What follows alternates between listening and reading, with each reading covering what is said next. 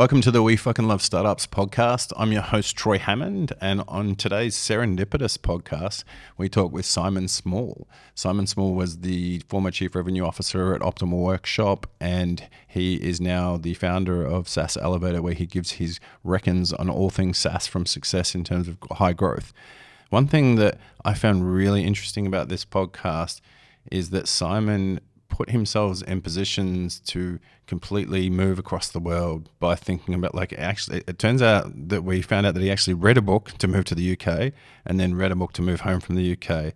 And so now he's sharing those reckons with everyone with his consulting company. So I hope you enjoy his story from musical theatre to high growth startups.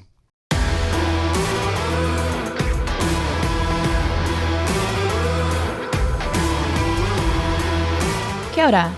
Thanks for tuning into the We Fucking Love Startups podcast, brought to you by Talent Army.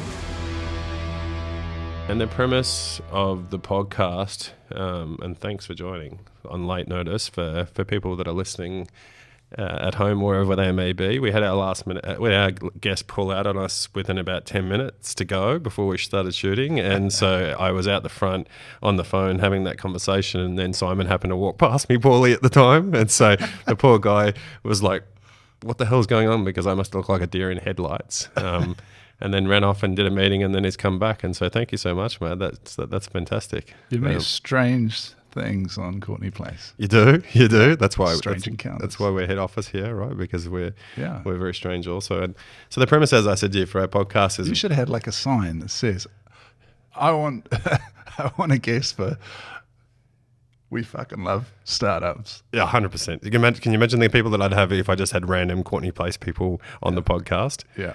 Oh yeah, there's some iconic characters. Have you met many of the people on Courtney Place yet? I'm not on a first name basis, but yeah.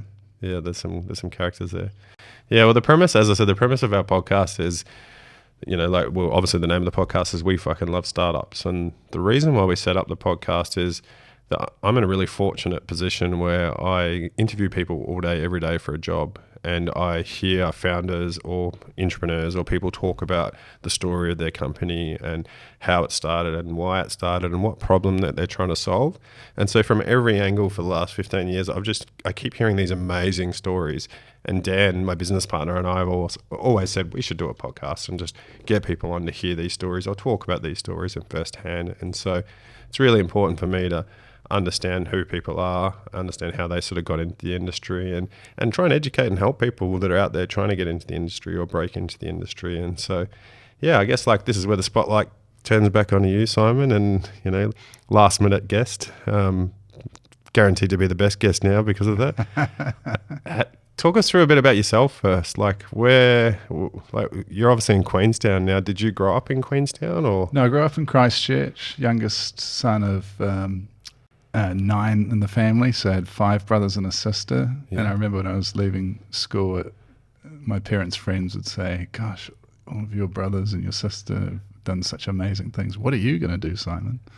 And I fell in love with acting and playwriting. So I had a show on at the Bats Theatre when I was still in 7th form, when I was 17, that I'd written for a young playwrights competition during a creative writing class, which I took as one of my subjects in 7th form. I basically took all just fun subjects in 7th form. So drama, creative writing. So my deal with my dad was, if you get into university in 6th form, you fill your boots, do what you like thereafter with your life. At least you had a ticket to university.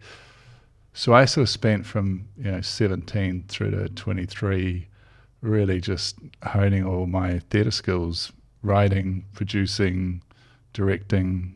Co-founded a theatre company with Oscar Kitely, Samoan director and actor and producer, and he's and our friends, our flatmates. We created a theatre company called Pacific Underground, which is still going today, and is really just put on the show Dawn Raids in the Auckland Theatre. And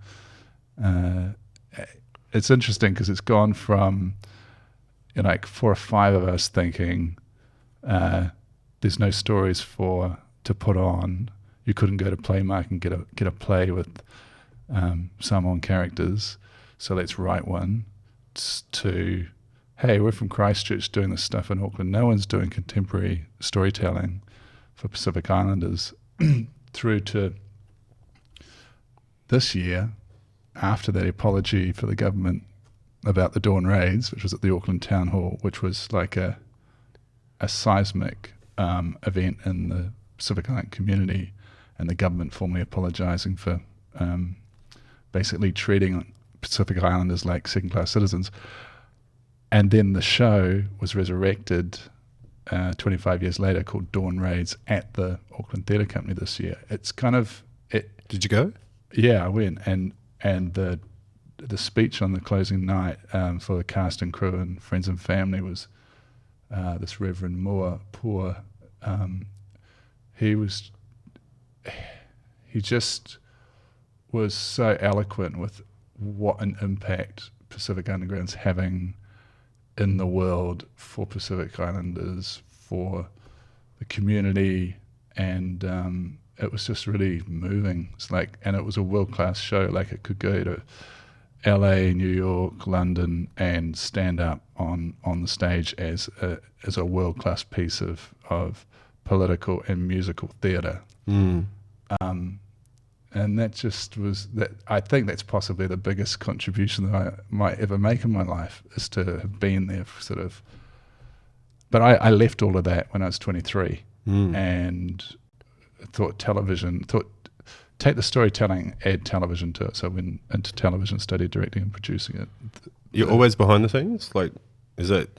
I tried 3 times to get into drama school here. Yeah. 3 times, and failed. So I don't know. I think that might have affected me, and I didn't do much acting after I was about 20. Yeah. I've done some stand-up comedy recently, but yeah. Isn't it funny that you're now, like chief revenue officer, consultant, and you failed 3 times to get into drama school?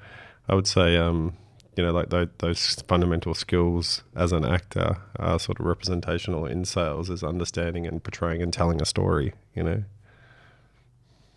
Yeah, the understanding of people is like when you really get into some big deals with large enterprises.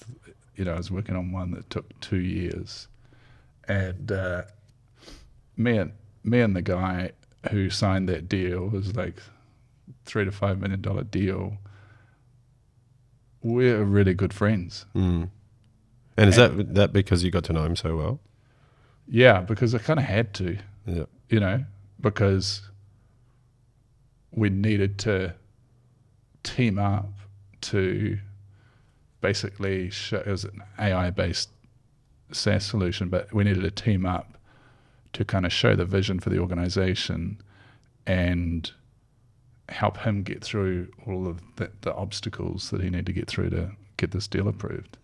Yeah, so it was a lot of time on planes and hanging out, and yeah, and it's almost like when I was going through that process, because it's probably the longest sales cycle and the most kind of from an acting or understanding people perspective, it's probably the most in depth that I've ever gone, right?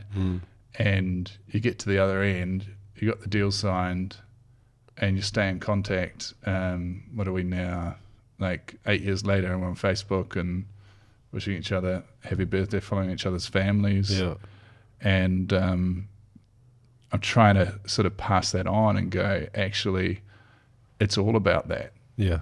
It's all about starting from that perspective with the people that you're engaging with. You're not there to do something transactional. Yeah, I 100% agree. People often think of it like the way to do the transaction is to connect with the person, because then you're going to get the transaction done. But it's more about the transaction falls out of the connection. I agree. I think for me, fundamentally, like in my business, I went into business because I wanted to get to know my clients on a deeper, more emotional level, and because of that, I would say 15 out of the first 17 company founders that I work with are some of my better mates now, just because of that journey that you go through together, because you truly want to help them solve their business's problem. And I think as a salesperson, that's something that I'm conscious of. My company is to help other companies succeed. And so if you're doing that, there's, you develop you're in the trenches together, and and you're working with each other, and it's only fitting that you become friends afterwards if you've done it well, and, and like each other.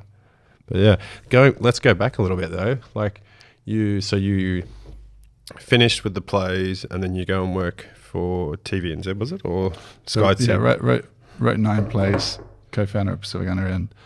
Television brought me, I did the New Zealand School of Broadcasting, and then I came to Wellington, was with a small production company, but doing international co-productions with Europe and the Natural History Unit, doing nature documentaries.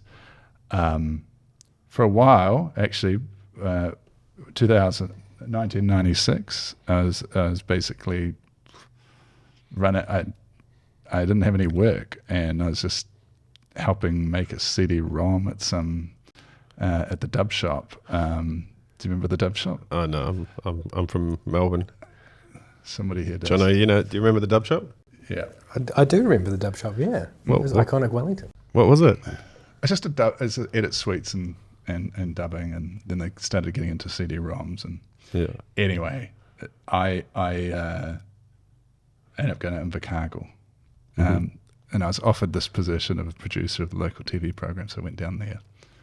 I turned it down because I was living on Abel Smith Street and I didn't want to go to Invercargill for anything.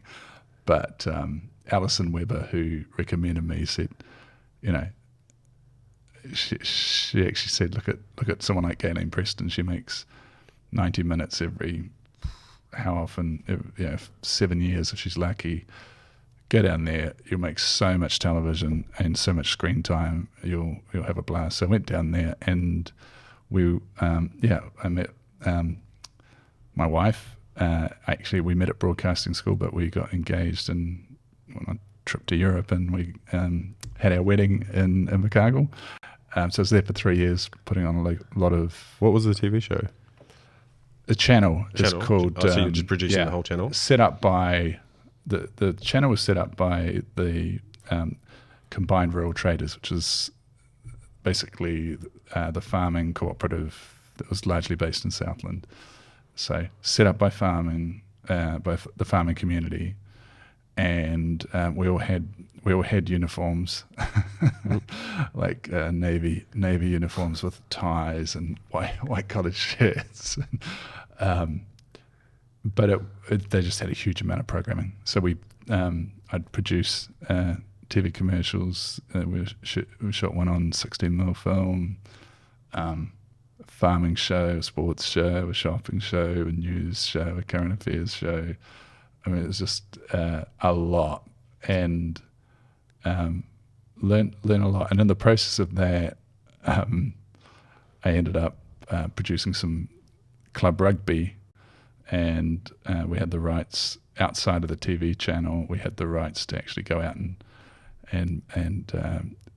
cobble together an outside broadcast unit, make hundreds of hours of club rugby with Spates as our sponsor and Mobil as our sponsor. And John Davies, who owns NZ Ski, he lent us trucks to go out and stick the cameras on top of. One of them blew off in the wind one day at the Les George Oval because we had a rubbish bag on it as the wet weather for an indoor studio camera, just like these ones. And it blew off the roof of the truck. And we're in there and going, what's happened to camera 3? I don't know, Jono, our producer, I'm sure he's probably nodding his head and smiling behind me right now. He is. Yeah. He's having a crack up. Remembering times of his own. But the thread for me in technology, and why I love technology, is that I couldn't see a future for me going to Auckland and doing TVNZ or TV3. It's just not appealing at all. Mm-hmm. And so I did a trip around the world and took a couple of books. One was The Road Ahead by Bill Gates, and the other was Being Digital by Nicholas Negroponte. It's the beginning of 1998. And through those two books and that trip, I just went, television, digital television, I'm going to be a digital television. I'm going to find out about digital television. And it was just at the right time. And I, through happenstance, I ended up, I tell this story so many times, but I try and tell it slightly differently. I was in Silicon Valley walking next to a guy, and I asked him where he worked. And he worked at a company in the UK called B Sky B that was launching the world's first interactive sports with football, Premiership football. We're 18 months before the launch, and I had called him the week before. Wow. And he had said, if I were you, I would go to Silicon Valley and I'd go to this company that's making our middleware in the box, our operating system called OpenTV. And he said, I'd start there. Of all the things you could do in the world, Simon Small, you go to OpenTV the following week. So you jump on a plane? Well, I was on my way home. Yeah. And the following week, I'm walking, and this guy is randomly next to me, and I say, he says he's from B Sky B, because I thought he might have been from OpenTV. I said, do you know Richard Ray? And he goes, I am Richard Ray. Wow. And I'm like, I'm the Kiwi guy that called you last week when I was in London. Classic. Serendipitous. Serendipitous. So that, I mean, you know, this whole kind of how the whole world works in terms of serendipity and connections. Mm-hmm.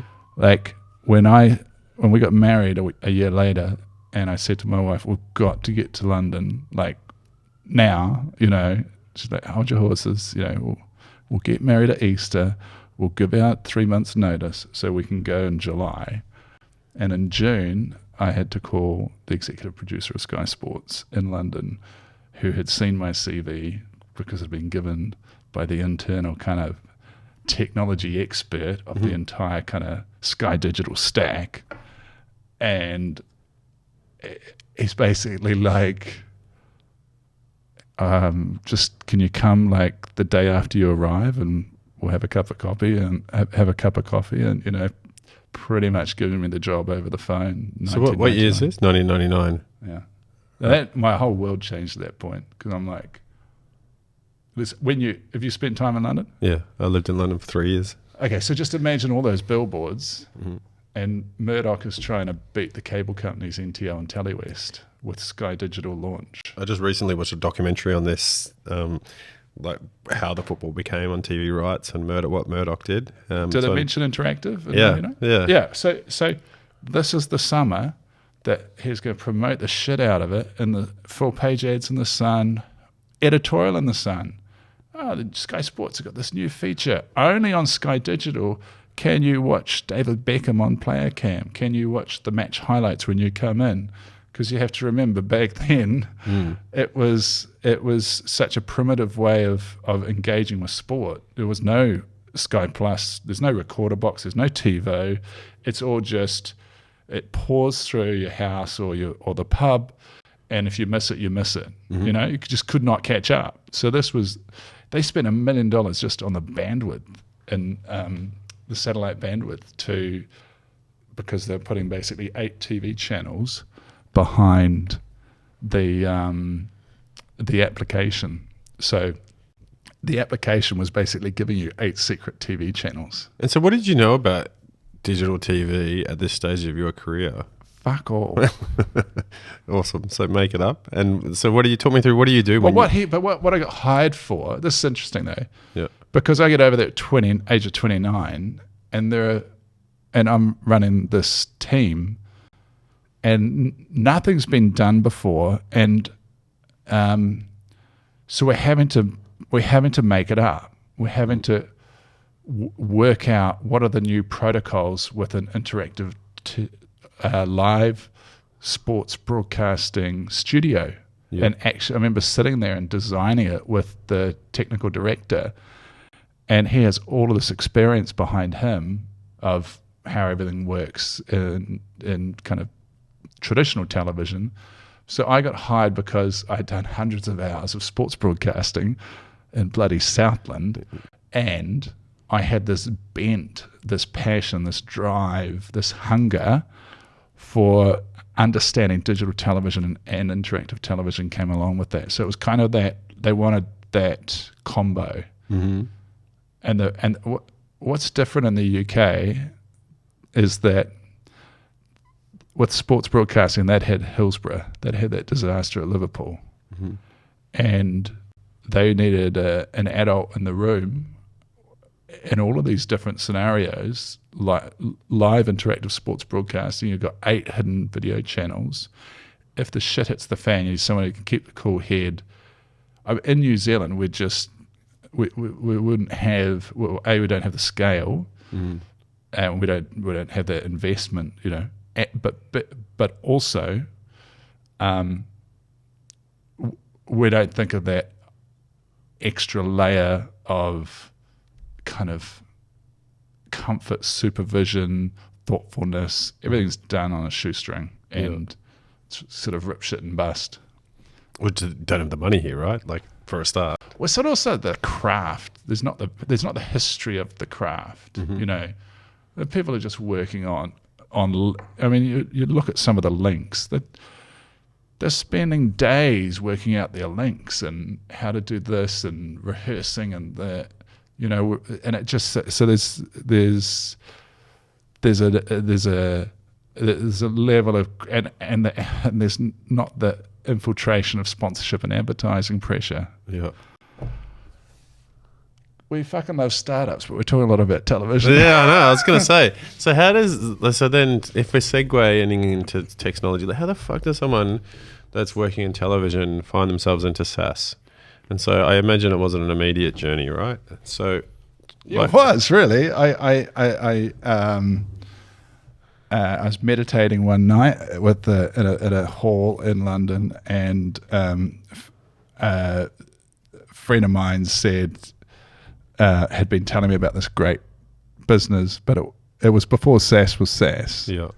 So it was actually called Active Server Pages, and it had been going for 6 years, but it was sort of just this, like we talked to Serge and so on. People start things and they just sort of go on the back burner, and maybe there's someone selling it, but it's not really getting a lot of love and attention. Yeah. It was one of those, Yeah. right? And today it's doing about 400 million ARR. It ran on one person selling this one product for 6 years, and then the founders just went, we should stop making other people money. Have we got anything that we should focus on? Oh, what about that thing that Mark's been selling? Oh yeah, let's have a look at that. Oh my gosh, this is phenomenal. So what was that? That was Diligent. Yeah. So Diligent is board reporting software? Yeah, it's basically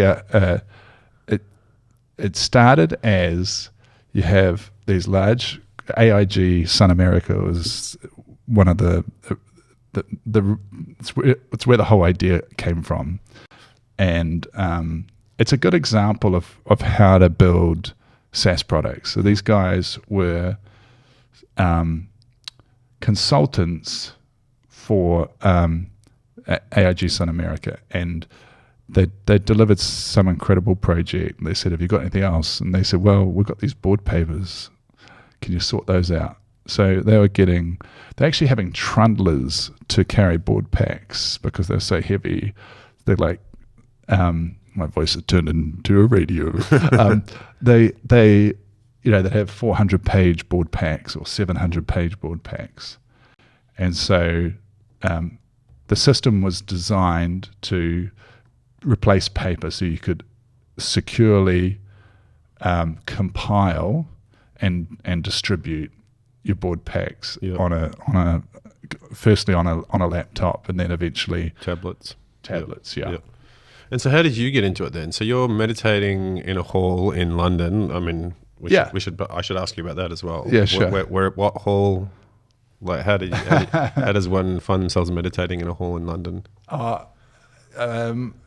It was a traditional Indian meditation kind of practice called Siddha Yoga, and my mum and my sister were into it, and so I got into that, and so there's actually a connection through my mum. this friend of mine that I got to know had been putting this whole kind of plan together. They called it a global vision. It looked like a glossy brochure, but it was the blueprint for what Diligent is today. Yeah. And how many people are on the team at this stage? Like how? I think maybe 30. Yep. Yeah, it was running. It was headquartered in the UK, or headquartered in New York. New York. Yeah. But basically, I came out of meditation. I turned to Gerald and I said, "I think we should work together." And he said, "Yeah, I do too." And so we just started the next day, and that was I became the managing director for UK, Europe, Middle East, and Africa. Yep. You're like the poster child of what I tell people life's not going to be like with getting jobs. I teach them how to interview and how to prepare and how to do things, and you're running to people on the street in San Francisco, meditating in London, and taking jobs. And I mean, I love it. It's fantastic. And meeting you on Courtney Place. Exactly. Serendipitous. And so you become... Serendipity is my OS. Is it? I think so. There you go. Well, I think it's I've got definitely... more. I've got more serendipity where that came from. Definitely working for you. So you now become the managing director of Diligent, which Diligent is a huge company. The only reason I chose to do this because I thought, oh, well, this will be serendipitous if we do this because someone's going to watch it. That's the only reason. Yeah, and you'll get a job out of this somehow. Or someone's going to get inspired and come up to me like years later and say, I don't know if you know this, but that thing you said to Troy really made a difference. Yeah, well, that's what we want, right? That's the reason why we're doing it. And so then you become the managing director of Diligent, right? And so now how do you... UK director. And how do you then context shift your brain to say, all right, this is what I'm doing now, and I'm going to jump into this and learn this and then sell this? Can I give a hot tip out there for anyone who's got a regional responsibility? Mm-hmm. Just if there's no other regions taken, just say, can I have those regions? And someone will just say, yeah, of course you can. Yeah. So that's why I have to keep correcting you to say UK, Europe, Middle East, and Africa, because they kind of just, they go together. Yeah. And, what's the shorthand word for that? It's not... well, it used to be EMEA, but it's now unintelligible. Sorry, but the question. So you find yourself in this role where you're managing director of EMEA, for lack of a better term. Like, how do you then jump into this? Like, how do you context shift to say, right now I'm now selling SaaS software? Yeah, it was really. I mean, I remember the early days was just like a fish out of water. I often have that feeling, just like, what is this? Just completely foreign. It's not like I'm still doing theatre 20 years later. No, I'm just, And the biggest thing was understanding the category that we're in and the world of the directors of the world's largest companies. They are a different breed. And it was only through osmosis and going to board meetings and presenting to Winston Churchill's grandson, who's the CEO but acts like the chairman of the fastest growing portable generator company called Agreco, which is in the top 100 companies, and he's sitting at the end of the table, and most CEOs are the servant of the board. Mm-hmm. This guy is just like the king at the table, he's really, and he's the CEO. He's not, but he's Winston Churchill's grandson. Yeah, exactly. Yeah. So it's just like all of these situations. Or JP Morgan have a multi-billion-dollar fund in Luxembourg, and I think there was a moment when I was presenting to JP Morgan when I was just like, oh, it's like me talking to you right now. There's not nerves going on. Yeah. And I had come on a journey as someone who was fully articulate with what we do, fully conversant with kind of all the stuff that's going on in the room and that could get thrown at me. Yeah. And I was just like, oh, I'm just in the middle of this conversation. I've got no nerves whatsoever. Yeah. I kind of arrived at something. Yeah. And it's only through, some of those things are only through practice and over many years. So practice of what though? Because I have this conversation a lot with people, and I like as someone a recruiter and teaching people how to interview. The biggest thing is people have nerves of I'm about to interview with the founder of a company, that's X or this person here, and I'm like, yeah, but at the end of the day, they're just another person sitting across the table from you, and if you know your CV, which is your information that you're trying to sell, right, yourself. They don't know who you are. It's easy for you to be able to tell them who you are. It's easy for you to be able to sell yourself, and you just got to treat them like every other person. But people find that really hard. So how do you, when you say preparedness, what preparedness? Is it preparedness on product knowledge? Is it preparedness on competence of person? Can you? Well, I think the interview situation's an artifice. Like I certainly have not mastered the art of sitting in front of three people asking you random shit about your life. Yeah. That is, I mean, it's a fucking archaic, stupid process. In an interview process. Yeah. It's so different from actually doing the work. Yeah. And I think the trick is that you can muck up, you can get the wrong person for the job or. Yeah. I agree with you, but and this is a whole other podcast, me talking about how stupid job interviews can be. But in a sales capacity, how are you in the room with a Fortune 500 company, director of a Fortune 500 company, and you feel confident? Talk us through that. I would say that the key elements are the materials that you're working with. So what you're presenting on screen is world class. Yeah. And too many people stop perfecting and improving the materials, right? They never get it to world class. So we're talking about for those people that aren't in sales, like presentation documents that you're talking through, right? Yeah, I mean, if we're just talking sort of enterprise software as a service, you got to have a deck that shifts the room, that someone comes along cynical and leaves amazed. So how do you do that? How does someone, so imagine most of the people probably listening right now might be thinking about starting a startup or just in the startup world now. How do they get that document? How do they go about starting that document? Because I imagine it's a living document, right? But how do you start?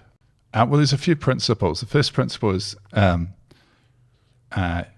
got to know the context in which that document's being presented, and this is relevant because I was just going through with my current client, one of my clients, Optimal Workshop this morning, and the global sales team around the document. Mm-hmm. And like you've got to get the right people to kind of the big reveal or the main event. I don't like calling it a demo because demo puts the emphasis on you showing some software functionally. When everybody's at the Zoom call, and your first job is to really understand everyone in the room and where they're coming from and what they want to get out of this and what they think they're here to. So you're researching these people, you know who they are. Yeah, you need to get everybody kind of you need to tune into everybody, even the people, particularly the people that haven't got their cameras showing. Yeah, because. And and the task before that is to get as many of those people there as possible, because you can imagine if I convince you and then you've got three other people to convince and you're just shit at trying to retain, and you've never communicated this before. You've got three other products. Yeah. How the hell are you going to represent it to the organization? Right? Yeah, you know, if someone comes up to you and says, I've got this great SaaS product and we should use it, you're like, how much does it cost? What? I don't know. We don't, probably not for us now. I used to work for Salesforce, and so for sales for many years, and I used to tell people that exact same thing, that when they'd say, oh, this person can't join us, let's just go with now. And I'd say, no, because you're probably fucking terrible at selling Salesforce. Yeah. I'm awesome at it. Yeah. I need everyone in the room to be able to hear me at once, because I don't want you to take my story and ruin it and and make a bit of a joke and laugh about it. And people just got that pretty quickly. But I understand your point 100%. Get all the key decision makers in the room. Yeah, and make sure it's clear why we're all here, and you know what they've got at stake, kind of being there, and what they want to get out of this, and what problem they're trying to solve. So the deck is basically credibility, trust, are you the real deal? Yeah. That's the first part of the deck. Yeah. And by the time you've laid that out, it doesn't matter if you haven't got 10 years or haven't got, all the logos. Certainly helps. But the key to all of this is what I help SaaS companies with, is understanding the category that you're in. Yeah. CRM, Salesforce, right? Yeah. Salesforce, CRM, we're competing in this. We're the best because of this, and this. So understanding that category and being able to be articulate about why you're better. Yeah. And then the key thing with the software is not to just go into software and show all the things that it can do. It's about trying to show, firstly, at a screen, at a slide deck level, how you're going to solve this problem. Yeah. Because people can't really take in. It's like sensory overload, and there's an information architecture course that we've been doing at Optimal Workshop lately, by a guy called Jorge, and he shows you a picture of a room with chairs and table and wine glasses tipped up. What is this room? Well, it's a restaurant. Okay, now why do we know that it's a restaurant? So when we walk into this room, we've got this mental model of what we're walking into, and this fits. So what are we walking into here? I said, I've seen that at Optimal. And I stole it from Optimal. Yeah, well, you didn't steal the OW. You didn't actually. There's two of them. No, it's the exact same company and person, because I saw it at Optimal and said, I'm going to fucking steal that. But it's this mental model that we bring. So as soon as you start looking at software, all these neurons fire and you've really lost people. So you got to keep them in the slide deck and explain it, and so they get why this is the bee's knees, and then give them a guided tour of the software. I really like a maitre d', or like a concierge, just going to show you to the suite. Yeah. I'm not going to go and show you every plug socket and what's under the bathroom, the toilet paper that's under the bathroom cabinet. Yeah. And then some recommendations, and then if they like it, they'll want to know the price, and you go through the pricing. Yeah. This is a very kind of tried and tested. I know the trend is to stick stuff on a website. How did you learn this? Because you started in this industry that you... 2007 I started. Yeah, and stepping straight into a senior role of a region, right? Yeah. Did you...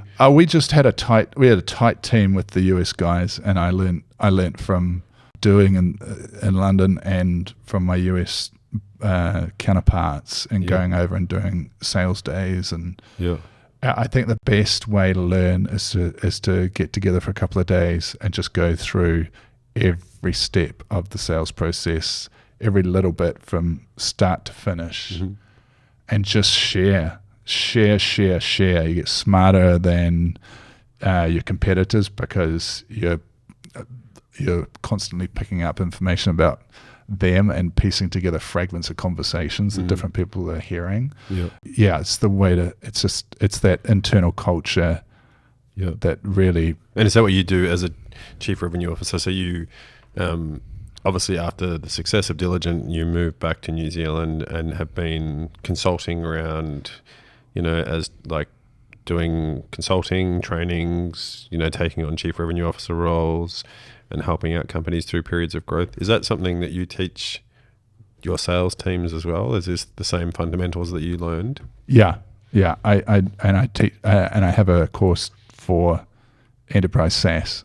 I've done a lot of things between Diligent and this latest thing, which is called SaaS Elevator, where I'm working with founders and teams to help with strategy, preparing to raise capital, and revenue generation. Yeah. And there's nothing better than the stuff that we were doing from 2007 to 2012 at Diligent. Well, that's because you're always chasing that dragon, though, right? You're always chasing that first dragon, the first one. That you. No, I just mean the foundations of how we did things were just embedded in the fact that it's got 400 million in ARR, and and they're so applicable to anyone doing enterprise SaaS. This is something that comes up for me all the time. I work with an early stage founder and I'll say to them, okay, talk me through your team. And then they'll go through their whole team and they don't have a single salesperson. And I'll say to them, what about sales? And they'll, oh no, we don't want to hire salespeople. We just want to, fill the top of the funnel through marketing. And we don't believe that salespeople work in New Zealand, or they're scared of sales. And I'm a massive advocate of saying the faster you can get sales, the better. You're competing against companies all around the world now that have bigger sales teams, and the faster you can get it, the better. What would be your thoughts and then advice on that? Yeah, I mean, it really comes down to how much you're going to invest, how much you're building. I think the whole stack is, in terms of like what your product offering is, what category you're in, who you're selling to, and how you're designing that revenue model, and is that essentially going to be off product-led growth? People get in, they try it, they expand, and maybe like run or a kind of a low flat rate, and that's just they can just do that because it works for the whole design of how their SaaS business is set up. Yeah, don't get me wrong. Like, I think if you've got a business that's taking off, right, and you don't need to throw 300 salespeople at it, then of course you don't need to. But my statement to them is, don't be scared of sales. If you get the right salesperson in early to come and help blend with whatever revenue strategy you have. Yeah, I'm big on having sales, and I also think that what happens in the New Zealand market is that we don't think of the giant corporations of the world naturally, because if we were in Canary Wharf in London, we'd be bumping into people working at HSBC Towers and Barclays and Agreco and all these massive companies, and would be colliding and thinking about how we can solve their problems. But we don't tend to have that collision in this market, right? So what I see is we end up with solutions that actually are suitable to the world's biggest companies, but some people are not actually lifting that horizon and going, I'm going to go after that. So tell me, look, because obviously you do some workshops in terms of what you're doing to help founders, which I think is really cool. I see a lot of you online. I see, you push some really good content out. So what are you teaching founders, or what can you teach founders, or what can you teach people working in SaaS businesses to help get them there, or help get them to go global, or help them think bigger? Yeah, sure. So the principle of SaaS Elevator is to have founders see a pathway to getting to 200 million ARR. Why 200 million? Because being a unicorn, being $100 billion company is too low a ceiling. So let's go higher than that. Yep. Because I get a bit sick of people selling out at 700, 800, 900 million. Yep. And it's a big success story. I'm like, if you got to that, why don't we keep you on? Why can't you keep going? Because so how do you get to 200 million ARR, which in a buoyant market would be a 2 billion valuation? So it's about some foundations that we need to lay down. So my first session is a 4-hour online. I'm going to do it first Friday of every month. It's the SaaS Elevator Retreat, 200 million ARR retreat. And it's just for 4 hours, just exploring how to lay the foundations, and then we go into the next course is called I Globalize, SaaS Global Domination, and that's all about setting a strategy out. Part of that is your category. Yeah. Pretty much everybody I talk to in the country and in different parts of the world is not clear on what their category is. And so my mission is... I feel like everyone's creating new categories all of a sudden now. Like everyone... Yeah, but exactly, that's it. So there's very little conscious a choice going on. There's a lot of... we haven't really, either whether we haven't thought of that or we haven't quite clearly articulated it, or we thought we were this, but now we're questioning it. And so you basically start to see companies or founders lay down these tracks. So this is where I'm headed in a much more kind of a deeper way. And is this what sort of level are these founders? So because are they earlier stage, trying to get to 200 million? Are they just starting to sort of break through the 20 mil, 40 mil? I'd say the easiest way to categorize who's attracted to working with me in the training is people that haven't probably taken on capital from a source where they're a major voice at the table. Okay, yeah. So like an angel group or a venture capital, once those transactions have taken place, they tend to be dominant in the outlook of the company. Yeah. And my kind of key message is, before you get into that field, let's sort the category and your strategy out. Yeah. So that you can be the number one in the world, and then here's how you're going to raise capital off the back of that. Cool. And so there's one other little thing, that there was a step between diligent and coming back here, which is another serendipitous venture. I think the title of this podcast is Serendipitous. Yeah, that'll do. And so what was it? In a nutshell, a friend of mine, his father passed away in London, and I said to my wife, look, I'm going to honour that guy because he's such an amazing guy, Tony Willoughby. And I said, I'm going to clear my diary from diligent, cancelled about 6 sessions, and I said, I'm just going to go to the house and hang out. And at that house, I met my friend's uncle, and he had a world-leading AI business up in Scotland, which is now with, 700 or 800 million, but we basically kind of created a SPAC with the founders of Diligent. We've raised about 170 million raised about 170 million US over the last 10 years, and it's due to list on the New York Stock Exchange next year. So that's called ARIA, ARRIA. And what stage were you involved there? Well, as a co-founder, because we created this vehicle. We raised 20 million US. We acquired the Scottish company, and then we actually listed that on the London Stock Exchange and delisted it a year or two later. But it's now going to relist on the New York Stock Exchange. But yeah, co-founder and president and head of running sales and so on.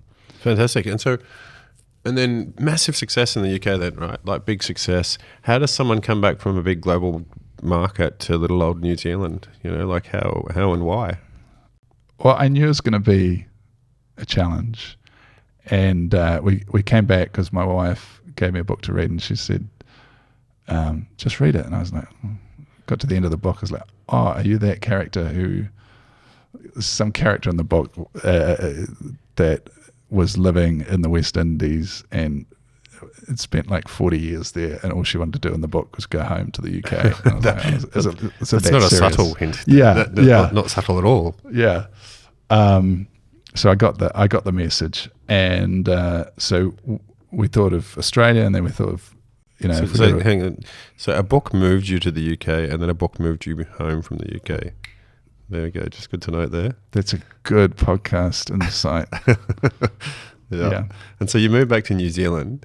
How do you get into? Because I moved here from London, and I'll tell you the funniest thing. When I first moved here as an Aussie who lived in Melbourne, Sydney, the States. Now I can hear it. London, yeah. It comes out, it's subtle. As an Aussie? Yeah, as an Aussie mate. And then when I started applying for jobs here in New Zealand, I kept getting, but you haven't got any New Zealand experience. And I laughed and I thought, that's a good joke, right? And they were like, no, you don't understand New Zealand.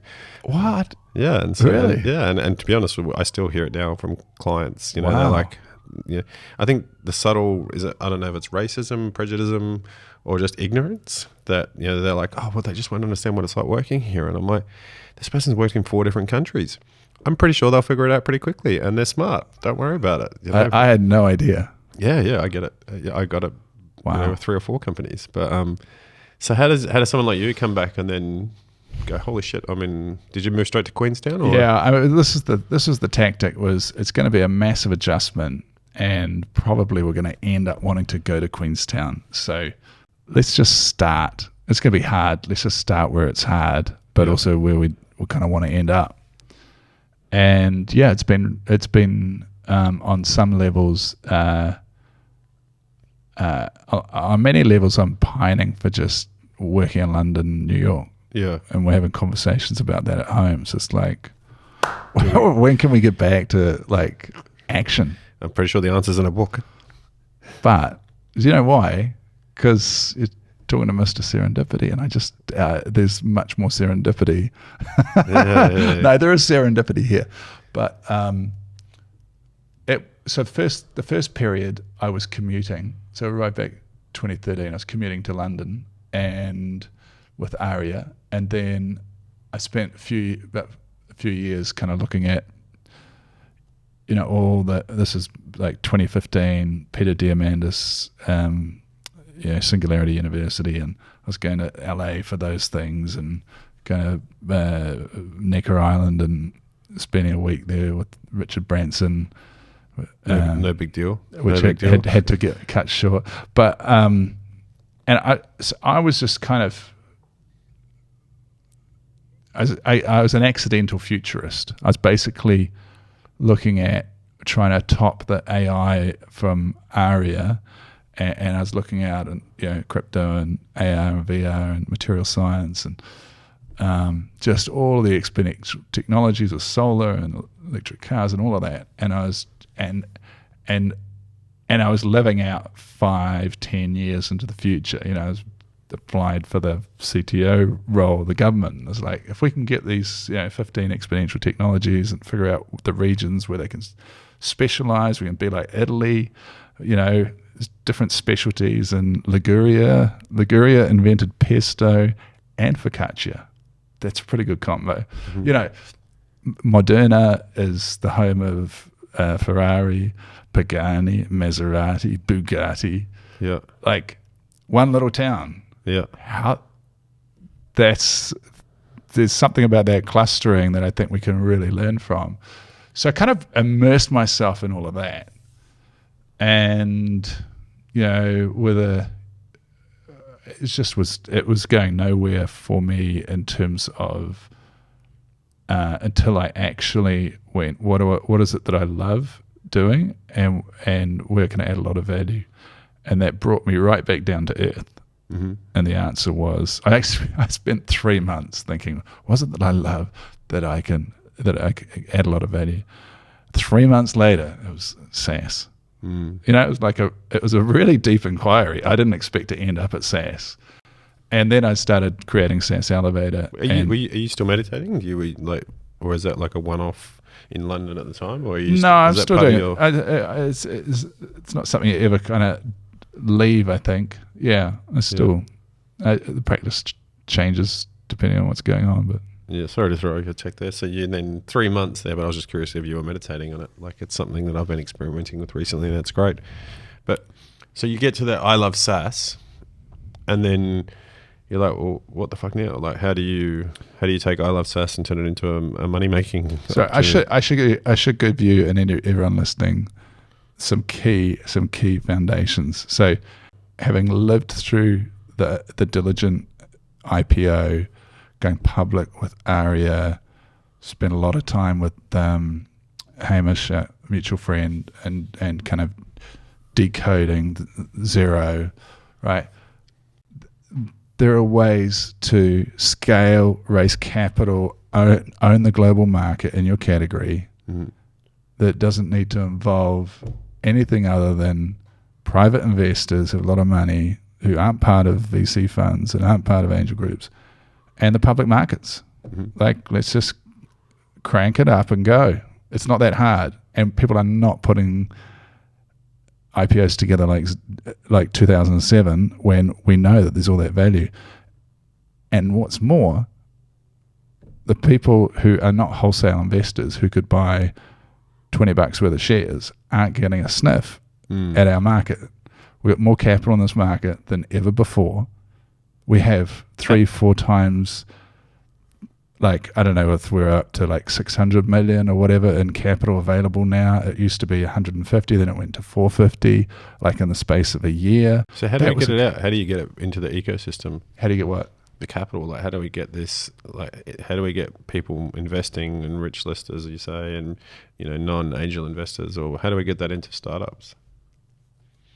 Well, that's basically what I teach. So I teach people how to figure out your strategy so you're going to own the global market in this particular category. Because most people, when you see how they articulate themselves, it's, I mean, from my eyes, it's a pile of shit. I don't say that, but okay, we can help, you know. But essentially, it's 9 times out of 10, it's a pile of shit. And so once we figure out how to articulate, because often the problem is in the articulation. It's not in the solution that they've come up with or anything like that. So then it's about getting them capital ready, but what capital? Yeah. So I pursue a methodology that is founded on, you look at the diligent prospectus, the zero prospectus, the ARIA prospectus, founded on drawing capital from a wide range of sources, and staying largely independent. So that's the way to do it. Is you got to create the product in order to attract the people. You can't just go out there and go. What you see in the market from angels and VCs will be, here's the deck that you need. Here's your 15 slides, right? Yeah. That's insufficient. That methodology. That's for a factory of. We're a group. We're representing a lot of interests. We're seeing a lot of people. So you come through on this format, and we'll give you 6 minutes with 300 people. Yeah. 6 minutes on a SaaS business, fuck off. Like, that's like the worst job interview format. You know? Yeah. I watched Dragon's Den. I saw this thing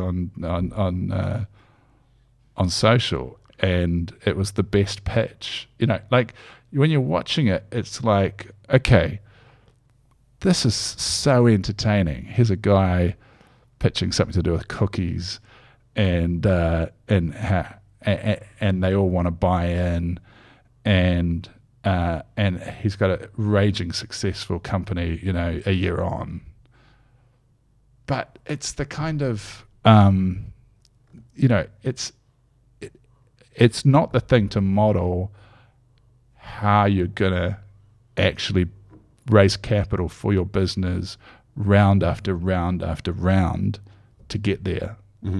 How you're going to skip down rounds because you've got a methodology and you're not beholden to the reputation of, you know, one VC saying investing in one round and saying no in another, and kind of spoiling your product. You know, like, so that's what I'm about. Just sitting in the founder's camp and saying, let's look at the cards, figure out how to play them.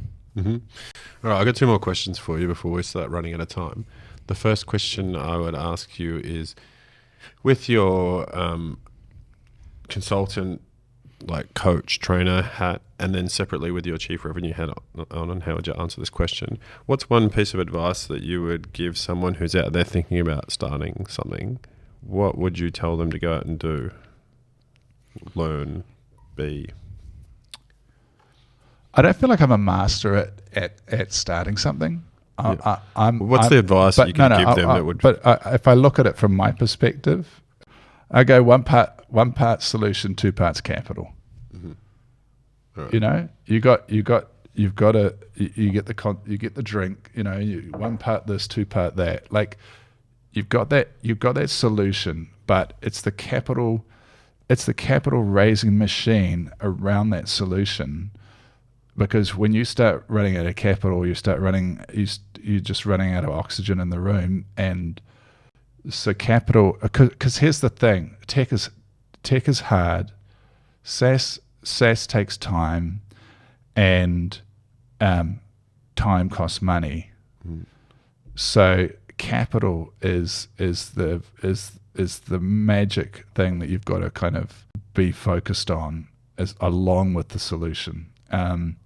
And I would say that, like when I start thinking about raise time, I think 6 months before I'm going to actually get out there and see an investor, I need to be getting my shit together, because there's one chance to create a first impression. Yeah, agreed. Good advice. And then, sorry, Chief Revenue Officer? Yeah, so my question there is, I guess I'm asking 3 questions now because I got a final one. My question, so we have a real immaturity in our function that is the Chief Revenue Officer in New Zealand. So anytime I'm engaged by a client to go out and find a Chief Revenue Officer, you can't find 150 people, let alone 40 people with the title of Chief Revenue Officer in New Zealand that have more than 4 years experience, you know, in that role, even more than sometimes most of them just put that hat on for the first time, you know, and they probably have no career in sales beforehand because they're early stage. And so I meet a lot of early stage CROs. I meet a lot of people who found their way into that role. And so what advice would you give someone that's, you know, finding their way into a Chief Revenue Officer role that has no idea what they're doing? You know, what nugget would you give to share with them? So is a scenario that they're looking for a role, or that they're in a role and they're just trying to make it work. Well, either or, you know, they're fresh to the Guernsey, I'd say, you know, and they're in the game now. I mean, the key thing is to do a rapid assessment across your team, figure out if you've got the capability there to and if they're good, yeah, you know, solid, trainable. So I think if you don't have the team, you just got so many. You're so hampered. Yeah. And if you don't have the capital to get the team, then that's another big constraint. So let's just say that's handled. Then I think the product-led growth is all about a very clear, so if it's people signing up online, and it needs to be a very clearly articulated stack, and the improvement of that has so many different dimensions. So if that's not functioning well, then that needs kind of, you know, alignment, kind of like chiropractor going in and changing how the messaging is, if it's clearly articulated what category you're in, if you really know your customer, if the price is right, if that sign up procedure's right, if they're getting value, if they're staying retained, like everything to do with that experience through for the first year is critical if you're going to have an automated no human touch. When on the human touch side, that's, you know, the most powerful way that you run, let's say it's enterprise SaaS, is that you get it to the point where you've got inbound leads coming through. And if you can get that, then it's about mastering that contacting them quickly, setting up the context for a session where you can get a lot of stakeholders and you can walk them through that deck, show them the price, and show them why you're better than everybody else. The key, I think, in the chief revenue officer world is ensuring that you've got the best sort of solution in the market, and B, that you can clearly articulate why you're the best. And actually, the big secret is don't educate people about why choose this, why get a board portal, because all the competitors are going to do that. Just educate them about why yours is the best, because if they're going to 3 or 4 companies, they've heard the spiel about why you should get a board portal. Just tell them why yours is better. Awesome. So I think that's sort of the message across the happy customer.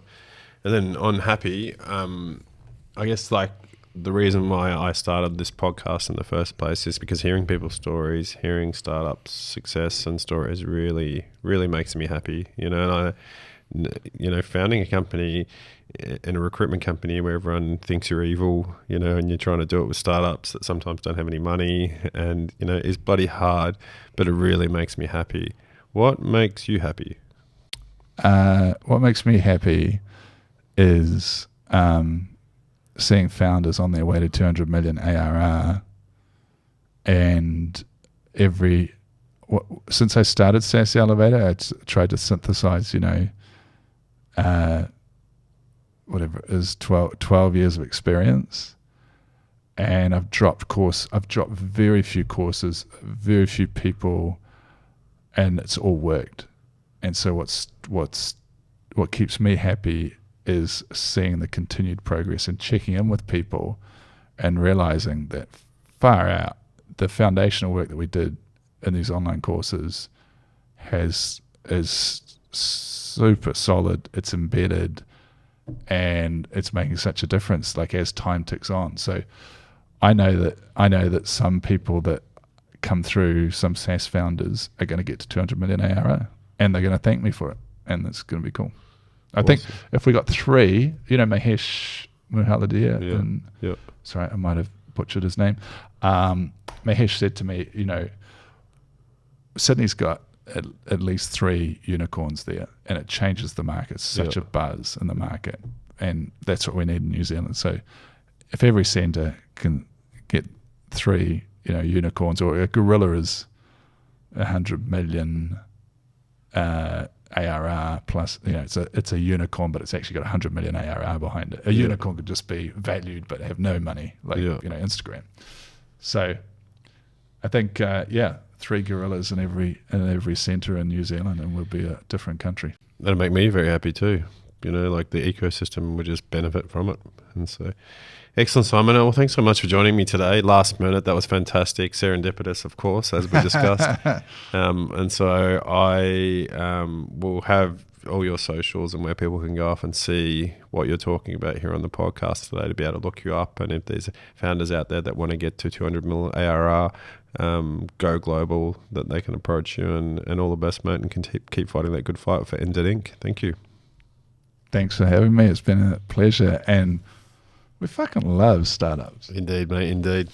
Wow, that was a really interesting and somewhat serendipitous story there with Simon, in terms of not your typical entry into a startup, like how he was meditating in a monastery in the UK and then found his way into one of the highest growing startups in the world. Was fantastic. And so, really keen to hear about your journey, hear about your startup, hear about how you got into a startup.